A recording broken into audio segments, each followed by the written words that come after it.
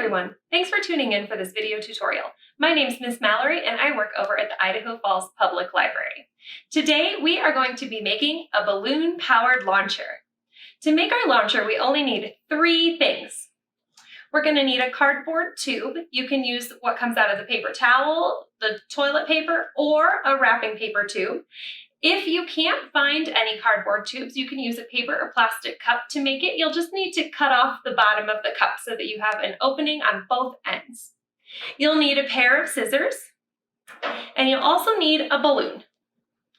So our first step in making our balloon-powered launcher is to decorate our launcher.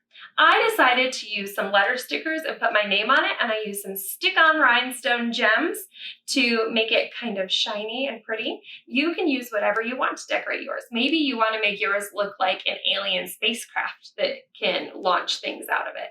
And you can use pipe cleaners or paper or anything else that you have to decorate it. It's your creation, so you can make it look however you want. Once you have it decorated, you're going to take your balloon and you'll tie a knot in the bottom, just like you're tying it if it was full of air. If you're not sure how to tie a balloon, you can ask a grown-up for help. I'm sure that they'll be happy to help you get it tied. So you'll get a nice knot there. Once you have your knot, you're going to use your scissors to cut off the top of the balloon. You don't want to cut off too much. So you can start by cutting off a little, and if it seems like it's too tight to fit around your cardboard tube, then you can cut off a little bit more. So we've cut off the top of it, and we have a lot of space. It's very stretchy. We're going to stretch that right along the bottom of our cardboard tube. And what we're going to end up with is a balloon-powered launcher that looks something like this. Again, yours is going to look very different from mine because you can decorate it however you want, but you need to have that balloon at the end, and you want to make sure that you've got a knot. Now you can use it to launch things. So you might want to ask yourself the question, what kinds of things could you launch with this? Why is this going to launch things? How does it work? So what happens is you're going to pull back on your balloon, and that's going to let some air load up in your balloon-powered launcher. You'll want to hold on to your balloon. If you don't want to hold on to the edge of the balloon around your cardboard tube or cup, you can use a piece of tape or some glue to secure it there. So you're going to do that, and when you let it go, it forces that air up out of it. So you can launch some pretty lightweight things. You can try a bunch of different stuff. Today I have a ping pong ball to show you how this works. So I'm going to go ahead and drop my ping pong ball into my tube, hold onto that balloon around the cardboard, and pull down, and it's going to launch right out of there. You can do this with a lot of lightweight things like marshmallows, cereal. You could try it with Legos even.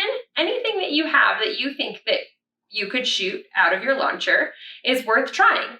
You can experiment with it and see how far you can get different items to launch. If that was a project that you're really interested in, we have a lot of books here at the library that offer different experiments that are similar. For example, we have Experiments with Movement. This one's by Anna Claiborne. It's in our nonfiction collection. All the books I'm going to show you right now are from our nonfiction collection, and they're going to be in the Dewey Decimal number 531. That's the area you're going to look at to find science experiment books. We also have Experiments with Forces. This one is also by Anna Claiborne, and it's got some different experiments than the other one. And the last one I'm going to show you today is called Make It Zoom. It is also by Anna Claiborne. She's got a ton of really good books that have different science experiments and projects that you can do. So feel free to request those, or if you're interested when you come into the library next, you're welcome to come up to us at the desk and just ask us to show you where the science experiment books are. I hope you enjoyed today's project. Keep an eye out for more.